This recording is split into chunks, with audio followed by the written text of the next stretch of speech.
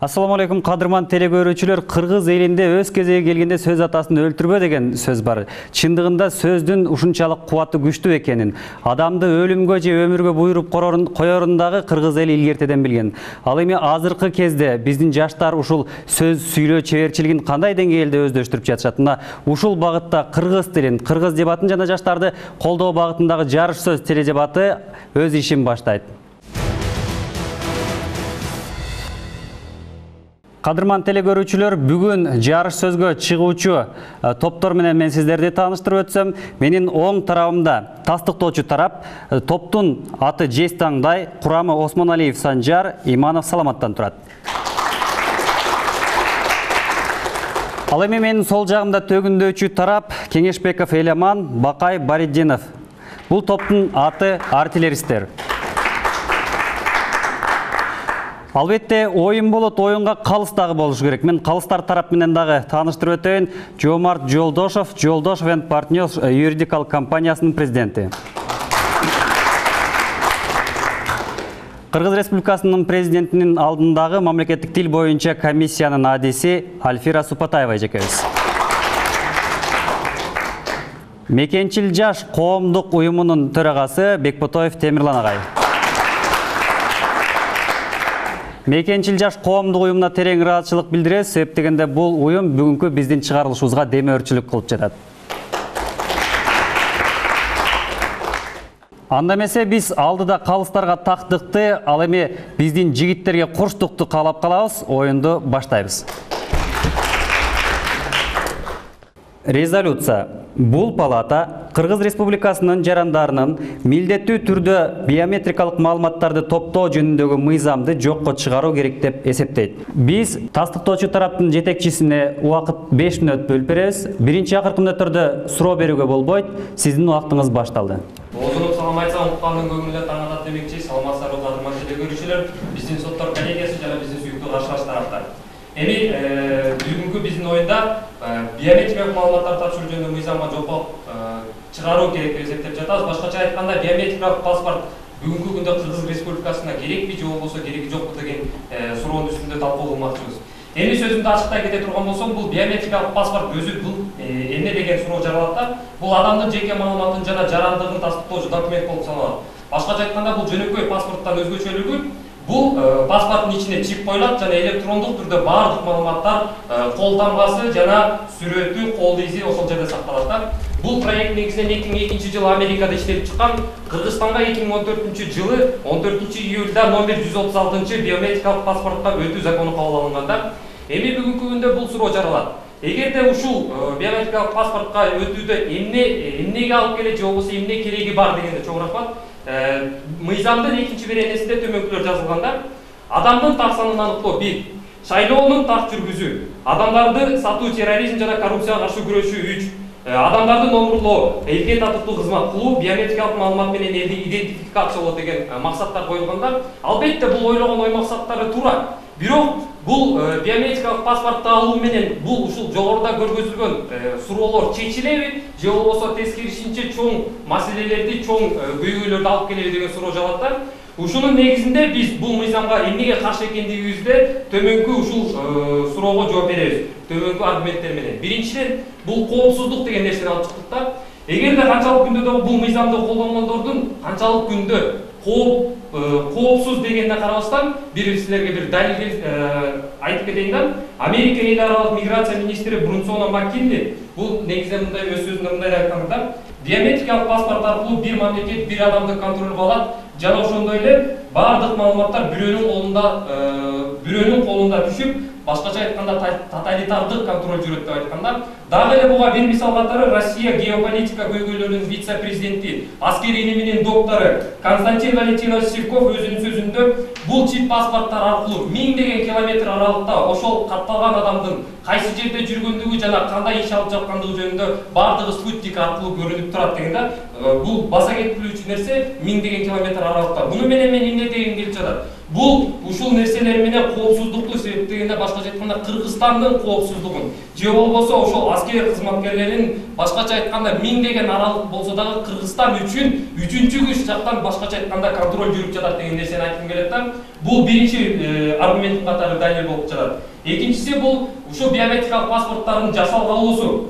Эмнеге дегенде канчалык күндө дагы бул биометрикалык паспорттарды жасай албайт, башкача айтканда подделка кыла албай тургандыгы чоң рахмат. Подделка кыла албайт деген күндө дагы оппозиция тарап жок. Тескерисинче азыркы күндө силерге далил катары Амстердам университетинин окумуштуусу, голландиялык окумуштуусу Ер Убанбек 2008-жылы бул биометрикалык паспортты оңой жасоо мүмкүн экендигин далилдеп чыкканда, буга белгилүү The Times гезити кызыгып, Бамбек аларга эки паспорттун үлгүсүн далил катары анын паспорттун ичиндеги маалыматтарды өчүрүп салып, дүйнөгө белгилүү болгон 2011-жылы каза болгон номер 1 террорист Усама бен Ладендин экинчи паспортка 20-кылымдын поп ырчысы белгилүү Элвис Преслинин маалыматтарын ошо эки паспортко киргизгенде, анан ошол Голландиянын Борбордук аэропортундагы ошол эки паспорт менен өтүп жатканда сканер аны байкай алган эмес да. Буга болгону убактысы 1 саат эле кеткен, жана акчасы $100 гана акча сатып алганда, муну менен эмне деген келип жатат? Бул жарандардын коопсуздугу деген нерсе чоң туулат да.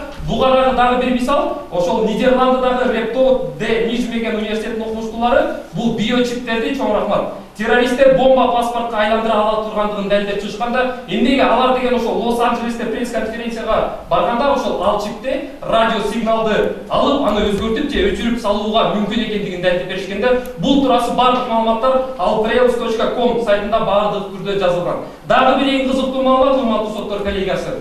ССС аттуу хакерша германиялык биометрикалык паспорттун колдоочусу болуп, сапаттуулугун далилдеп келген чоң рахмат. Ички иштер министри Вольфганг Шойбленин болгону бир университетке болгон семинарында кармаган стаканындагы иизин алып, урдап алып, ошону интернетке жайып салганда, эми буну менен эгерде эмне дегеним, бул эгерде колдонгон адамдын иизин урдап жатса, анда жөнөкөй адамдын жеке маалыматтары туурасында ким көйгөйдү алып чыгат да. Башкача айтканда, бул буну менен бир кандай гана нерсени кармабайлы, ошол маалыматтарды калтырып кетем. Башкача айтканда, ар бир эгерде мен кимдеги ушул биометрикалык маалыматтарды азыр оюмду жетип калайын, 30 секунда. Биометрикалык маалыматтарды билген болсо, ал тескерисинче менин жеке кыймылдуу жана кыймылсыз мүлктөрүмө ээлик кыла алат деген нерсени алып келет. Менин да убактым аз болгондуктан дагы бир аргумент калып калды, аны менин мүчөм толуктап келет. Чоң рахмат. Өкмөттүн автоклоочу тараптын жетекчисине телеграфчылык билдиребиз. Ет кезегин төгүндөөчү тараптын жетекчисине беребиз. Сиздин убактыңыз 5 мүнөт, биринчи акыркы мүнөттөрдө суроо берүүгө болбойт. Сиздин убактыңыз башталды. Саламатсыздарбы, урматтуу соттор коллегасы жана ошондой эле дебат сөйүүчүлөр. Бүгүнкү бизге берилген уктамдын кайталап айтуунун кажети жок болуш керек эсептейм. Бизге тастыктоочу тарап түшүндүрүп айтып берсе болот. Бизге башкача айтканда бул биометрикалык маалыматтын тарыхын кыскача айтып берип берди. Мен кененирээк айтып бере кетсем, бардык билет башыңыздар элек 2001-жылы Нью-Йорктагы эң чоң башкарына бириккен исламчылар жактан каршы болуп чоң жардыруу болгон. Ошонун негизинде бүткүл Бириккен Улуттар Уюму мунун негизинде улуттук коопсуздукту чыңдоо үчүн бул биометрикалык маалыматты киргизишкен. Ошонун негизинде эле Кыргызстандагы ошол биометрикалык маалыматты өзүнүн колдонуусуна келген. Атайын ошо биометрикалык маалыматты кабыл алуу жөнүндөгү мыйзамдарды дагы жогорку кеңеш бизге иштеп чыгып, азыр учурда өз күчү менен иштеп жатат айтып берсек болот. Ошонун негизинде бул өкмөт палатасы айтып кеткен сөзгө кайра кетсем, бул жерден айтып атат коопсуздук дейт. Ошо биометрикалык паспортторду тапшырбасак биздин коопсуздугубуз пайда болот дейт. Чоң рахмат. Ошонун негизинде тескерисинче бул жерден эгерде ошол ар бир жаран, Кыргыздын жараны биометрикалык маалыматты милдеттүү түрдө тапшырса, ага мамлекет тараптан өз коопсуздугун тастыктап чындык бере алат. Ал жаранды көзөмөлдөп жүрө алат дейт. Туура, ар бир жаранды мамлекет өз көзөмөлдөп жүрө алат. Ал жаран кайерде жүрөт, ал жаран эмне иш кылып жатат. Ошонун негизинде ар бир жаранда Кыргызда ошо биометрикалык маалыматты кабыл алуу менен ар бир жаранды өзүнүн денин сактыгына жана башка укуктарынан жоопкерчилик болуп жатат. Андан кийин биометрикалык маалыматтын жасалгыбосу дейт. Бул жерден өкмөт палатасы эч кандай бир фактыларды айтып кетишти. Мунун негизинде жарандардын коопсуздугу жок болуп жатат деп бизге айтып кетти да. Ошонун негизинде биометрикалык маалыматтарды жасоо толугу менен мүмкүн эместиги айтылып жатат бүгүнкү күндө. толук эме мүмкүн эместиги. Ал эми ошол биометрикалык маалыматтар биздин жогорку кеңеште өкмөт тараптан атайын бир органдар аркылуу коргоого алынат. Аны эч качан чет жактан ар кандай бир уюмдар же компаниялар ага эч кандай кирүүгө болбойт. Ошол шартында келип жатат. Ошол негизинде мен бүгүнкү буларга өзүмдүн ант аргументтеримди айта кетсем, биринчиден менин ант аргументим бул улуттук коопсуздукту сактоо. Ошо биометрикалык маалыматтарды жарандардан милдеттүү алуу менен биз улуттун башкарганда мамлекеттик коопсуздукту сактай алабыз. Мисалы, өзүбүз эле азыркы учурда билип жатканыбыз керек, ислам өзүлөрүнүн ислам өлкөсү болуп аталып келаткан ИГИЛ жана башка жихад ушул сыяктуу диний уюмдар көптөгөн өлкөлөргө өзүлөрүнүн жарандарын киргизип жатат. Ошол өлкөнүн жарандарын өзүңөргө тарткыла, терроризмди уюштургула деп. Ошонун негизинде биз атайын бир өзүнчө бир комиссиялардан ошол жарандардын эгерде биометрик маалыматы жок болсо өзүбүзгө киргизе албайбыз. Ошону менен биз бул жерден терроризмден өзүбүз өлкөбүздү сактап жатабыз. Анан экинчи аргументим алдыда боло турган шайлоорду таза өткөрүү. Башкача айтканда, ошол алдыда болгон парламенттик шайлоорду, жергиликтүү өзүнчө башкаруу шайлоолорун, президенттик шайлоолорду биз таза өткөрүү. Жасалма бюллетендерди жасоого жол бербөө. Чоң рахмат. Болсун алат. Анан кийин коррупция менен күрөшүү. Ошол эле жасалма документтерди, жасалма паспортторду тапшыргоонун негизинде. Мисал алып кетейин. 2013-2014 жылдары Кыргыз Республикасынын аймагында 10 миңден ашуун жаран мыйзамсыз түрдө паспорт алган. Ошол негизинде бул Россия Федерациясынан депорт болуп келгендер, ошол кылмышкерлер, уруулар жана башка кылмышкерлер өзлөрүнүн ниизин жашыруу үчүн өзлөрүнүн туулган жерин, туулган күнүн, фамилиясын жана башка паспорттун номерлерин бир алмаштырып, башка өлкөлөргө кетип калган. Ошол негизинде бул жерде биз бул биометрикалык маалыматтарды алуу менен бир коррупция менен күрөшө алабыз. Андан кийин кылмыштуулук менен күрөшүү. Ошол эле биз ошол биометрикалык маалыматтарды алуу менен кыргыз жарандарынын кылмыштардын бетин ачуу оңой болот. Анткени ар бир адам өзүнүн биометрикалык паспортун тапшырууда баардык жөнүндө маалыматтар жазылат деп биз өкмөт палатасы айтып кетти. Эмне иш кылгандыгы жөнүндө, эгер соттолсо кайсы берене менен соттолгондугу жөнүндө жана кай жерде жашап аткандыгы жөнүндөгү бизге толук маалымат айтылып кетмекчи. Ал эми ушул эле мыйзамдын бизге эмне себептен каршы чыгуу керек экендигин билген жок. Бул мыйзам биз 4 аргумент айтып кеттим. Бул аргументтер бардыгы эффективдүү болуп саналмакчы, азыркы күндө иштеп жатат. Ал эми андан биз Кыргызстан жаранын биздин мамлекеттерден тышкары биометрикалык маалыматтар менен эмне иш аткара алат? Шенген зонасы деген бизде термин бар, билесиздер, ошол Евросоюзда бүткүл Европа элдеринде бар. Ошол биометрикалык маалымат менен 90 күн визасыз ошол эркин барып жүрө алат. Жана мамлекеттик бажы посторунан жолу кирүүдө жана чыгууда эч кандай тоскоолдуктурсуз өтө алышмакчы. Жана өтө алышмакчы. Ал эми электрондук ID карттын эң эмеси эффективдүүлүгү бизге 250 сом баасын берет. Эми 250 сомдук баасы деген бул башка азыркы ID картка караганда 100 сом негизинде арзан. Ошонун негизинде бизге Кыргызстанга азыркы күндө бул мыйзамды жокко чыгарып эч кандай мааниси жок экенин айтмакчымын. Чоң рахмат. Төгүндөөчү тараптын жетекчисине өз сөзү үчүн ыраазычылык билдиребиз. Кеп кезегин тастыктоочу тараптын мүчөсүнө беребиз. Сиздин убактыңыз 5 мүнөт. Биринчи акыркы мүнөттөрдө суроо берүүгө болбойт. Сиздин убактыңыз башталды. Сөз түрдө терең ыраазычылык баарыңыздарга дагы бир жолу саламатсыздар деп туруп менин баштапкы спикеримдин айткан сөзү кичине улай кетсем. Албетте азыркы учурдагы биометрикалык маалымат топтоонун учурдагы көйгөйүн көргөзүп кетти. Албетте Кыргызстанга бул кооптуу экенин жана ошондой эле оңой жасалгылоо мүмкүн экенин дүйнө жүзүндөгү практика менен бизге салыштырып кетти. Ал эми мен Кыргызстандагы учурду алып келип туруп, Кыргызстанда кандай маалымат топтоо процесси жүргүзүлүп жатат, мен бул туурасында айтып кетмекчимин да. Буга далил катары Кыргызстандагы вечерний Бишкек гезитинин 2014 жылынын 24-октябрынын чыгарылышында Кыргызстандагы маалымат топтоонун канчалык деңгээлинде сапатсыз экендигин көргөзгөн. Анда топтолгон маалыматтар учурда жергиликтүү компьютерде гана сакталып, алар жөнөкөй флешка жана хард диск аркылуу транспорттолуп жаткандыгын далилдеп көргөзүп берген урматтуу биздин калыстардуу. Бул эмне дегенди? Бул ар бир адамдын жеке маалыматынын канчалык деңгээлде сапатсыз коргоого алынуу экендигин далилдеп берип жатат урматтуу. Эгерде мындай биздин өкмөт тарап, биздин оппозиция тараптан бизге келтирген каршылыктарды карап көрсөк, 2001 жылы, албетте 2001 жылы жанагындай экиз мунаранын кулашынын негизинде бул проект келип чыккан. Бул проекттин чоң бул проекттин келип чыкканын негизги себеби бул ошо террористтик акт болгон да. Ал эми биз ошо террористтик актка каршы күрөшүү ниетинде ушул биометрикалык паспортту алып келебиз, буга каршы келеби же болбосо кайрадан бул нерсени күчөтөбү? Менин башындагы спикерим айткандай, бул Амстердам университетиндеги голландиялык окумуштуу 2008-жылы 2 паспортты өзгөртүп, бирөөсүнө Бен Ладен, экинчисине Элвис Преслинин атын коюп туруп, Америкадагы, бул жерде Америкадан чыккан бул нерсе. Америкадагы борбордук аэропортко киргизгенде скандал байкалган эмес, урматтуу. Бул нерсеге кеткен каражаттар эмне болгон? $100 акча, ошондой эле жана ошондой $100 акча кеткен дагы 1 саатка түшпөйт убакыт кеткен, урматтуу. Мындай оңой жасалуучу каражат, мындай оңой жасалуучу паспорт бизге керек барбы же жокпу? Ошол бизге террористтерден кооптуу болобу же болбойбу деген суроону бизге коюп кетмекчи, урматтуу. Албетте бул бизге абдан эле кооптуу болуп келет. Андан сырткары жасалгалоо мүмкүн эмес дейт, урматтуу. Биз төмөнгүдө мен спикердин 5 мүнөт бою кандай дүйнө жүзүндөгү жасалган фактылар келтиргендигин далилдүү түрдө көргөзүп берди, урматтуу биздин калыстардоо. Андан сырткары Вокруг жизни журналында баяндалгандай Британия өлкөсүндөгү 3000ден ашуун паспорттун жасалгандыгы туурасында кылмыш фактысы мен сизге дагы бир катар далил көргөзүп өтмөкчүмүн. Булар деген азыркы учурдагы жанагы окумуштуулардын көргөзгөнү боюнча азыр айтам. Нидерланддагы Реддоут Денисмен университетинин окумуштуулары көргөнү боюнча бул алыскы аралыктан дагы биздин маалыматтарыбызды жасалгалоо мүмкүн экендигин далилдеген. Андан сырткары бул биздин кармаган ар бир колубуздун издери аркылуу биздин жеке маалыматыбызга кирүү мүмкүн экендигин далилдеген, урматтуу биздин калыстар тобу. Биздин Бин Пирамид айтып кетти, улуттун коопсуздугун сактоо дейт. Ошол урматтуу биздин биометрикалык маалыматтар менен биз ошондой кичинекей чекке өзүбүздүн болгон бардык баалообуздун баардыгын салып туруп, каяктагы бир хакердин же болбосо каяктагы бир үчүнчү күчтүн колуна салып бергенибиз биз улуттук коргоону сактоо болобу же кайрадан таратып берүү болобу, урматтуу. Ушул нерсеге көңүл буруп коюңуз. Террористтер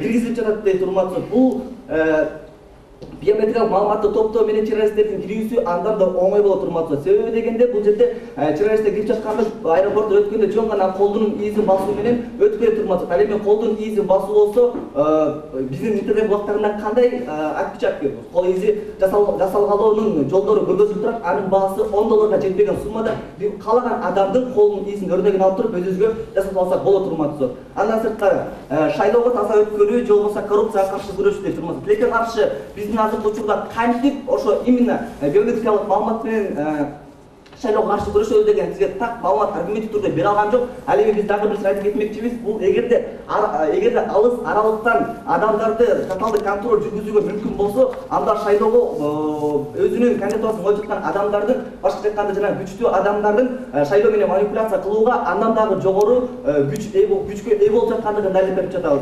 Андан сырткары кылмышкерлик менен күрөшүү жана ошондой эле мамлекеттик кылмышкерлик менен күрөшүү дейт, урматтуу. Мына ушул айта кеттик, азыркы учурдагы биздин жасалгалоо мүмкүн экендигин. Эгерде мисалы бул жерден андан да күчөт, эмнеге деген анткени бул бирөөнү сатып коюу же болбосо башка кандай подстава деген нерселердин бардыгын андан дагы абдан чоң күчөйт. Эгерде менин кесиптешим айткандай, эгерде менин маалыматымды бирөө билип алса, менин кыймылсыз жана кыймылдуу мүлктөрүм менен каалашынча колдонуу укугуна ээ болот, урматтуу.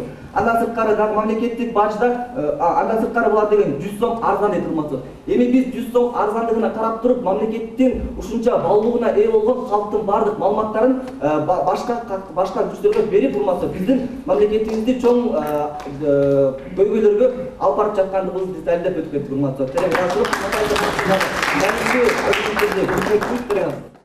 Тастыктоочу топтун мүчөсүнө терең ыраазычылык билдиребиз. Анда биз кеп кезегин төгүндөочү топтун топ мүчөсүнө бермекчибиз. Сиздин убактыңыз 5 мүнөт, биринчи акыркы мүнөттөрдө суроо берүүгө болбойт. Сиздин убактыңыз башталды. Рахмат, саламатсыздарбы, урматтуу телегөрүүчүлөр, биздин калыстар тобу, ошондой эле эркин парламент. Урматтуу телегөрүүчүлөр, урматтуу соттор коллегасы, бул резолюцияга таркалып кетсек, бул палата Кыргыз Республикасынын жарандарынын милдеттүү түрдө биометрикалык маалыматтарды топтоо жөнүндөгү мыйзамды жокко чыгарып керектелди. Бүгүнкү күндө өкмөт палата тастыктоочу тарап бизге эмнелерди келтирип берди? Тастыктоочу тарап бүгүнкү күндө бизге ошол эле мыйзамдардын максаттарды айтып кетти. Ал эми ошол мыйзамдагы максаттар туура эмес негизде пайдаланылып жатканын толук көрсөтүп бере алган жок. Кайдагы бир авторитетке таянуу менен фактыларды бизге келтирип кетти десек болот. Бүгүнкү күндө өкмөт тастыктоочу тараптын мүчөсүнүн сөзүнө кайтып кетсек, маалыматтарды топтоо туура эмес негизде жүрүп жатат. Башкалар биздин маалыматтарыбызды билип атат, жекече маалыматтарыбызды билип атат деген ойду айтып атат. Бүгүнкү күндө ошол эле биз кабыл алган мыйзам боюнча ошол эле маалыматтар Кыргызстандын мамлекеттик каттоо кызматында сакталат жана ал толук түрдө улуттук коопсуздук кызматы же болбосо соттун чечими менен гана ошол маалыматка ээ болот. айтып кетип, Бен Ладен, башкалар бул паспортты жасоо боюнча айтып кетти, биометрикалык паспортты. Бен Ладен жана башкалар жасай алган, ал байкалган эмес. Бул деген авторитеттик бирөөнүн авторитетине таянып, бир фактылар келтирүү болуп эсептелинет. Бул аргумент катары эсептелинбейт деп эсептейм. Ал эми бул жерде айтып кеттик, жеке маалыматка кирүү дагы үчүнчү жакка, үчүнчү күчкө берип жатабыз биздин маалыматыбызды. Жок, урматтуу туугандар, бүгүнкү күндө биз өзүбүздүн келечегибиз үчүн биометрикалык паспорт маалыматтарын чогултуп жатабыз. Ал үчүнчү күчкө кайсы учурда берилип жатат, муну толук түрдө тастыктоо бере алышкан жок. Ал эми берилбей турганы тууралуу мен айтып кетем, бул жана эле айтып кеткен мамлекеттик каттоо кызматында сакталат жана ал улуттук коопсуздук кызматы жана соттун чечимине гана ээ болот. Андан кийин террористтик кыймылдарга оң жол ачып берип атат. Тескерисинче террористтик кыймылдарга оң жол ачып берип. Кайсы учурда оң жол ачып берип жатат. Ошону толук түрдө түшүндүрүп бере алган жок. Ал эми террористтик кыймылдарга толук түрдө каршы келип жатканын биз айтып кетели. Ошол эле бизде мамлекеттик чек ара же болбосо аэропорттук кызматтарда бизде өзүбүздү изилдөө кызматтары же болбосо ошол эле паспорт менен аныктоо толук түрдө жетиштүү деңгээлде эмес. Ошол биометрикалык паспортту текшерүү аппараты менен бүгүнкү күндө биз ошол кирип жаткан башка өлкөнүн жаранын же болбосо бир адамдын өзүнүн өздүгүн тактап жатабыз. Ал кийин мурун кылмыш жасаганбы, кайсыл чөйрөдө жүргөн толук түрдө маалымат алып жатабыз. Ошону менен бүгүнкү күндө биз террористтик кыймылдарды тыйып жатабыз. Өзүңүздөр билесиздер, Кыргызстанда диний топтор көп өлкө, ошол эле диний топтор көп өлкөнү биз террористтик кыймылдардын алдын алып жатабыз. Ал эми бул жерде жүйөсүз айыптарды коюу күчөп кетет. Башкача айтканда, орусча айтканда подстава, орусча айтканда подстава көбөйүп кетет. Орусча айтканда подставаны айтып кетсек, подстава кайсы учурда болот? Бизде Кыргызстанда ошол эле бармак издерин аныктоо экспертизалык аппараттар жетишсиздигинен ошол эле жүйөсүз айыптарды коюу бүгүнкү күндө күчөп жатат. Ал эми шайлоо таза өтүшү жөнүндө толук түрдө аргументация жасап кетпей деп айтып кеттик. Ал жеринде айтып кетсем, Кыргызстанда 2000 билесиз 2010 10 октябрда шайлоо болуп өткөн. Ошол эле шайлоонун жыйынтыгы боюнча Кыргызстандын халкынын, Кыргызстан жарандарынын 34% гана шайлоого катыша алган. Ошол эле 34%дан кайрылган бюллетендер сатылып, бюллетендердин сатылуусу менен жана башка бир булактардын колдонуусу менен таза эмес шайлоону алып келди. Ошол эле бюллетендерди толук түрдө сакташ үчүн ошол бармак изи менен шайлоону жүргүзүүдө биз бюллетендердин сатылышын токтотуп жатабыз. Ал эми бул жерде коррупция менен күрөшүүнү айтып кетели. Коррупция менен күрөшүүдө деген учурда бул ошол эле паспорттарды жасалма негизде жасоодо акча берип коррупция жолу менен паспорттарды алып жатат. Ошол эле маалыматтарды биз биометрикалык ID картка которуу менен коррупцияны жоюу деп жатабыз. Биометрикалык паспортты жасоо өзүңүздөр билгендей эле баарыбызга белгилүү, ал жасоо өтө мүмкүн эмес нерсе. Бул жерде кылмыштуулук менен күрөшүүдө айтып кетелим. Башка өлкөлөргө чыгуу, кылмыштуулук чөйрөсүндө чоң рахмат. Башка өлкөлөргө чыгуу, мыйзамсыз миграция жана соода саттык иштеринде ошол эле жарандардын, ошол эле адамдын өздүгү аныкталбагандыгы үчүн мыйзамсыз миграция жана кылмыш иштери болуп жатат. Ошол эле мыйзамсыз миграцияны жана кылмыштуулук иштерди токтотуу үчүн биометрикалык ID картты толук түрдө колдонуу керек деп эсептейм. Бүгүнкү күндө аны тастыктоочу тараптыкын айтмакчымын. Айдаганын бешечки ишкырын таштырат. Бүгүнкү күндө ID карт бизге жардам бере алды. Ошондуктан бүгүнкү биометрикалык маалыматты кабыл алып, биз жыйынтык алып келип жаткандан кийин андай негизсиз нерселер менен көбүрөөк калган деп эсептейм. Төгүндөөчү топтун топ мүчөсүнө терең ыраазычылык билдиребиз. Кадырман теле көрүүчүлөр, урматтуу катышуучулар, сиздер аргументтерге жана фактыларга ортоктош боло алдыңыздар. Анда бүгүнкү оюндун жүрүшү боюнча биздин сөз мөөрлөргө кезекти берсек. Мен чынындагы өкмөт палатасын колдойм. Анткени мен ойлойм, бул ушул биометрикалык маалыматтарды топтоп, эч бир жыйынтыксыз деп ойлойм да, эч бир кажетсиз депчи. Биз башкалар кылып тик асан деле үйүнө бир нерсе салып туруп, бул деле салып туруп деп, биз өзүбүздө мындай айтканда маанилүү иштерибизди унутуп калып, бир маанисиз иштерге алектенип атабыз да. Мен оюмча, бул актуалдуу жактан караганда, жанагы кайсынысы маанилүү жана маанисиз жагынан караганда толук кандуу өкмөт палатасыныкы мындай бир туурараак болуп турат да. Негизинде оюн боюнча жана оюндун мындай эрежелерине ылайык келтирсек, толук кандуу сакталган өкмөт палатасы болот. Чоң рахмат. Саламатсыздарбы? урматтуу Калыскбек уулу, биздин каршылаш тарапта жана биздин парламентарий. Мен өзүмдү тааныштыра кетсем, Айтбекова Умар, Кыргыз-Түрк Манас университетинин студенти болом. Оюндун жүрүшү боюнча өзүмдүн оюмду, жеке пикиримди айта кетсем, өкмөт тастыктоочу тараптын башчысы чыгып өзүнүн линиясын аябай так, түшүнүктүү кылып айтып кетти да, тургузуп кетти. Ал эми төгүндөөчү тараптын башчысы чыгып өзүнүн линиясы боюнча кетип калды да. Демек, эки линия болгондо эч кандай төгүндөөчү тарап тастыктоочу тараптын линиясын төгүндөй албагандыктан автоматтык түрдө жеңилүү болуп калат деп айтып. Дагы бир эркин парламентарийге мүмкүнчүлүк беребиз. Бүгүнкү оюнда эркин парламент катары мага эмне жыйынтык алып келди?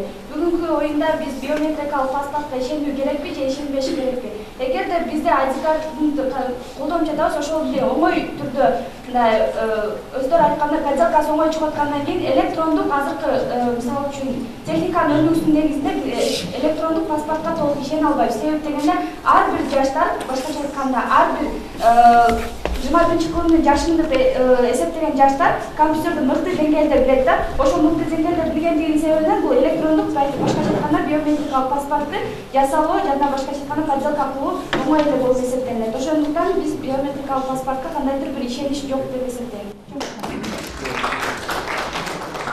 Анда эмесе биз эркин парламентарийлерге сөзмөрлөргө терең ыраазычылыгыбызды билдиребиз.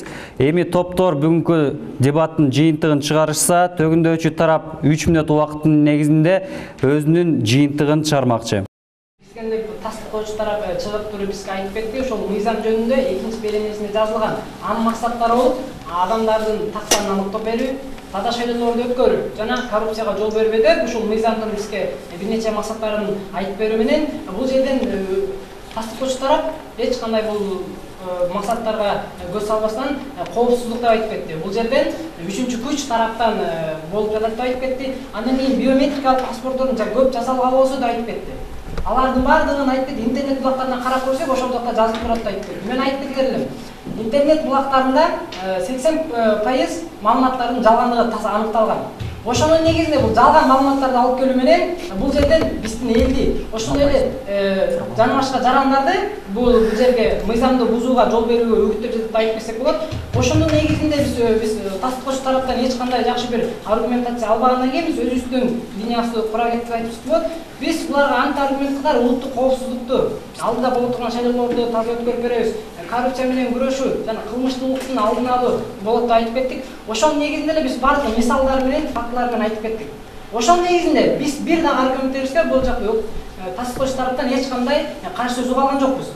Өзүлөрүнүн айтып кеткендей, бул жерден биздин бар бир сөзүбүз туура келтирилди. Жана биз коррупция менен күрөшүү дегенде 10 миң мыйзам салынган паспортторду айтып кеттик, таза шайлоодо айтып кеттик. Алдыда боло турган парламенттик шайлоону биз таза өткөрүш керекпиз. Ошол шайлоонун негизинде биз элдин келечеги, жолубузу элдин мындан кийинки өсөнө турган негизде жатат деп айтып кеттик. Ошондой эле айтып кеттик, кайра парламенттик шайлоо 2010 жылы бизге кандай жыйынтык берди? Ошонун негизинде 34% эл шайлоого келди, 1,5 миллион. Ал эми калган пайызды ар кандай булактар аркылуу бюллетендер сатып алуу жолу менен таза шайлоо болгон жок. Ушунун негизинде биздин экономикабыз, социалдык ушунга алып келди деп айтып кетебиз. Ошонун негизинде биз милдеттүү түрдө биометрикалык маалыматтарды тапшыруу менен ошол мыйзам кылайык. Биз ушул улуттук коопсуздукту элге тастыктап бере алабыз. Алдыда болуп турган шайлоолорду таза өткөрөбүз деп жана коррупция менен күрөшүү, кылмыштуулуктун алдын алуу деп биз элге кепилдик берип, ушул мыйзамды киргизип жана ошонун негизинде иштеп жатабыз деп биз. Төгүндөөчү тараптын топ башчысына ыраазычылык билдиребиз. Булар өзүнүн жыйынтыгын чыгарды. Ал эми кезек тастыктоочу тараптын топ башчысында. Сиздин убактыңыз 3 мүнөт, ал башталды. Дагы бир жолу чоң рахмат. Эми анализге токтоло кете турган болсок, урматтуу соттор коллегиясы. Булардын айтымы боюнча ошол коопсуздук маселесинде соттун чечими улуттук коопсуздук жактан сакталат деп жатат да. Мен жогоруда аргументтүү түрдө факт катары Германиянын ички иштер министринин Вольфганг деген аттуу кишинин изин урдап кеткени жөнүндө мен аргумент катары факт келтирип берсем, булар жөнүндө чыгып алып, башкача айтканда менин кошунам деген сыяктуу далилденбеген фактыларды айтып жатат да. Бул бир. Экинчиден, кылмыш жасаганды, террористтердик кыймылдарды жоёбуз, жана ошондой эле таза шайлоодо бюллетендер сатылып жатат, 10 000 жаран мыйзамсыз паспорт алган деген нерсе фактыларды келтирди. Бирок кайсы жерде ушул нерселер далилденип жаткандыгы жөнүндө сөз кылган жок да. Кайсы булакта, кайсы газетада, кайсы медиа тарапта далилденгени туурасында эч кандай факт келтире алган жок. Эми экинчиден, жана өзү айтып кетип атат, 2001 жыл 11 сентябрда эгиздер мунарасы кулаган деп. Мен жогоруда баса белгилеп кеткен ошо Усама бен Ладен, номер 1 террорист. Бул именно ошол Усама бен Ладен ошол 2001 жылы ошол терактты баштаган адам дедим. Ошондуктан жасалгоо туурасында ошол Усама бен Ладендин паспортун жасап жаткандыгы туурасында да булар эч кандай маани берген жок да. Эми дебаттын эрежеси боюнча кайрыла кете турган болсок, урматтуу соттор коллегиясы, оппозиция тараптын бүгүнкү күндө функционалдык милдеттери тастыктоочу тараптын түзгөн аргументтерине аргументтүү түрдө факт катары, далил катары булар каршы чыгыш керек эле да.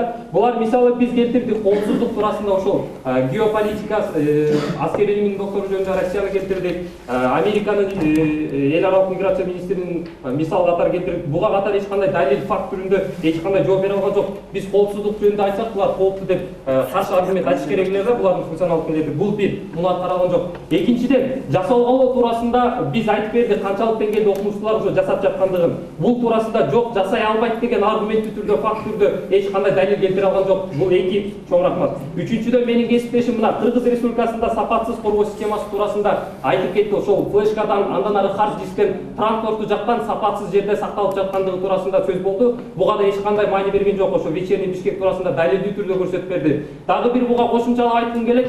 Азыркы күндө Кыргызстандын абалы ошол транспорттук жактан жөнөкөй флешка же болбосо жөнөкөй хард диск менен ташып жатса, өнүккөн мына Европадагы 28 мамлекеттин ичине кирген Нидерланд мамлекетинин мына борбордук аэропортунда жанакы эки паспорттун сканер байкай албагандыгы жөнүндө дагы эч кандай реакция болгон жок да. Бул төгүндөөчү тараптанчы. Бул мына биздин келтирген мына эң маанилүү бүгүнкү күндө канчалык деңгээлде ушул милдеттүү түрдө биометрикалык паспорттарды бербешибиз керектигин далилдеп берген аргументтерге булар өзүнүн функционалдык милдети катары булар эч кандай далилдүү факт катары эч кандай бизге мисал келтирип бере алган жок. Ал эми жанакы жогорудагы айтып өткөн, чоң рахмат, азыр 30 секундда. Жогоруда айтып өткөн ошол 10 000 жаран мыйзамсыз паспорт алган, таза шайлоо бюллетендер, булардын эч кандай далили жок. Дагы бир мисал, эгерде ошол биз Кызыл Алманы эмне үчүн Кызыл Алма, эмне үчүн өңү кызыл, кантип өсөт, кантип соолат, кайсы жерде качан бушат дегенди биз далилдүү түрдө далилдеп берсек, булардын келтирген айткан сөзү жок, бул Кызыл Алма эмес деген эле нерсе болуп калды да. Чоң рахмат, шуну менен сөзүм жыйынтыктайм. Бүгүнкү биздин оюнчуларга терең ыраазычылык билдиребиз. Ушуну менен жалпы дебат бөлүгү соңуна чыкты. Өткөн заманда адамдар курал менен согушса, мына ошол курал азыркы учурда маалымат согушуна айланды. Ал эми маалымат согушунда биз жеңип чыгуу үчүн эмнелерди кылышыбыз керек? Биометрикалык маалыматтар бизге кандай кемчилдик жана артыкчылыктарды берет? Мына ушул жөнүндө бүгүнкү талкууну, дебатты сиздер дагы көрө алдыңыздар. Албетте биздин оюнчуларга баа берүү үчүн Калыстар тобуна кеп кезегин берсек, анда эмесе Калыстар тобунда Мекенчил жаш коомдук бирикмесинин мүдүрү Темирлан Бекботоев агайда. Бул тема боюнча негизи азыркы күндө коомчулукта ар кандай ойлорду жаратып келатат. Албетте баягы эки тараптын келтирилген аргументтери дагы туура. Негизинен Жест таңдай командасына Санжар менен Саламаттын даярдыгы өтө жакшы. Аргументтери келтирилген жанагы дүйнөлүк практикада кандай болгон ушул биометрикалык базаларчы, ошол боюнча абдан жакшы аргументтер келтирилди. Ал эми артиллеристтер командасында Элеман жакшы аргументтерди келтирди. Анан мындайча айтканда убактысынан көбүрөөк убакыт сарпталып калды. Мында берилген убактысынан сырткары дагы. Анан каршылашына жооптор аз болду. Андан Бакайдын дагы даярдыгы да кичине азыраак болуп калды. Себеп дегенде бул презентация кылып атканда өзүнүн баягы сен чыгып атасың да, элдин алдында чыгып атасың, баягы чөнтөккө колуңду салып, ушундай анан баягы каршылаштарыңа далилдерди келтирген далилдерге жооптор жок болуп калды да. Бул жөн гана бул суу кечпейт деген гана жооп мененчи кутулупчу. Жалпысынан жакшы, абдан кызыктуу оюн болду. Анда эмесе биздин жигиттер кыргыз тилинде кандай деңгээлде сүйлөдү? Мына ушул боюнча Кыргыз Республикасынын президентинин алдындагы мамлекеттик тил боюнча комиссиянын адисине кеп кезегин берсек. Жигиттеринин сүйлөө чеберчилиги жакшы, бирок бул жерден жалпы бир маселеге токтолуп өтөлчү.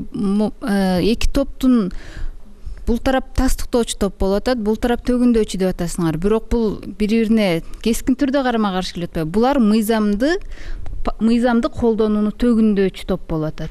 Ушунун өзүн биринчи тактап алалы. Сиздер да өзүңүздөр сөзүңүздөргө келгенде сиздер тескерисинче төгүндөчү топко кирип атасыздар, сиздер ырастоочу топко кирип атасыздар. Анан эки топто тең, айрыкча мен бу Жезтаңдай тобун белгилеп өтөйүн. Санжар, сиздер сөзүңүздөрдө эмнегедир коопсуздук сөз менен кооптуу деген сөздү аралаш өтө көп колдонуп атасыздар. Кыскартып айтканда, силер бул мыйзамды ишке ашыруу же болбосо бул мыйзамды жайылтуу кооптуу дебестен көп учурда коопсуздук менен кооптуу сөздүн ортосунда чоң айырма бар да, ушуга көңүл бөлсөңүздөр. Анан саламат, именно деген сөздү көбүрөөк колдонот экенсиң. Анан дагы бир мите сөз, андан сырткары дегенди биздин командадан андан сырткары дегенди көп пайдаланат экенсиңер. Бул ошондой эле изи деген сөздү алып атасыздар го сиздер, Изи бул отпечатка отпой, бирок изи бул тамандын изине көбүрөөк келет да, колдун изи эмес, колдун тагы болуп калат го. Из деген бул след болуп калат да. Ошондуктан ушуга дагы изи деп алганда, изин алуу деген бул, эгер адамдын изин алуу деп айтканда, анын таманындагы кадамдан калган из болуп калат. А колдукун бул биз колдун тагы деп эле айтабыз. Ушул жагына көңүл бөлсөңүздөр. Тилин жоготкон улуттугун дагы жоготот эмеспи? Андыктан кыргыз тилине өзгөчө маани бербесек болбос. Ал эми бүгүн мыйзам жөнүндө кеп болуп аткандан кийин бизде кесипкөй юрист катары Жомарт Жолдошов агайыбыз ушул бүгүнкү талкууга өз баасын берсе. Укукчу катары баа берсем абдан эле татаалдашып кетчүдөй. Жалпы эле дебатка болгон бааны берген аракет кылайын. Жигиттердин даярдыгы чын эле мага жакты. Өзгөчө жакканы Санжар мырзанын өзүңүздү алып чыгып, өзүңүздүн позицияңызды билдирүүдө. Бир эле кемчилдик менин оюмча, бул баягы эле убакыт мөөнөткө ошону сыгып алып келүү. Башында чындап эле сиздин каршылаштарыңыздан Элеман туура айтып кетти. Белгиледиңиз өзүңүз аргументтерди, бирок ошолорду тастыктаганга өзүңүз жетишкен жоксуз да. Бир эле тастыктап. Аны болсо Саламат мырзага өткөрүп бердиңиз, калганы улантат деп туруп. Саламат мырза кайра эле келип туруп сизди айтканыңызды кайталаган менен эле чектелип калды. Саламат мырза, бул сизге дагы кичине эскертүү катары, себеби анын алдында биз айтканбыз, кайталоонун кажети жок депчи. Улантып кетсеңер бир аз мындай тагыраак болчу да эле. Ал эми Элеман мырза менен Бакай мырза дагы булар баягы жаңы башталып аткандардан эмес, булар дагы такшалып келаткан биздин дебатчылардан. Негизи жаман эмес, бирок Элеман мырза баягы аргументтерди берип атканда чында эле каршылаштарыңыздан туура бир аз эскертүү кетти. Ошонун жөн жайы, кайдан келгени, негизин бир аз тастыктап койсоңор, бир аз ишеничтүү болуп кетчүдөй. Себеби айтылып келип атат, мисалы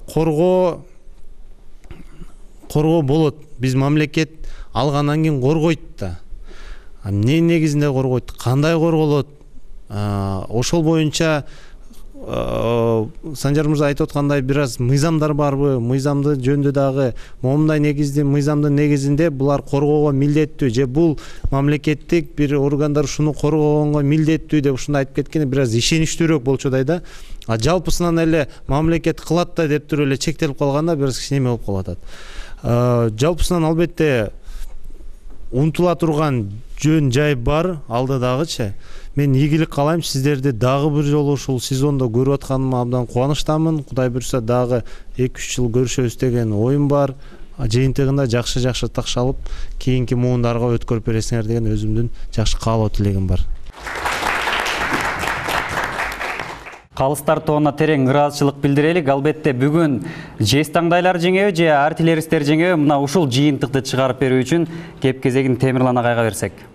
Жалпы жыйынтыктарды угузуп коеюн.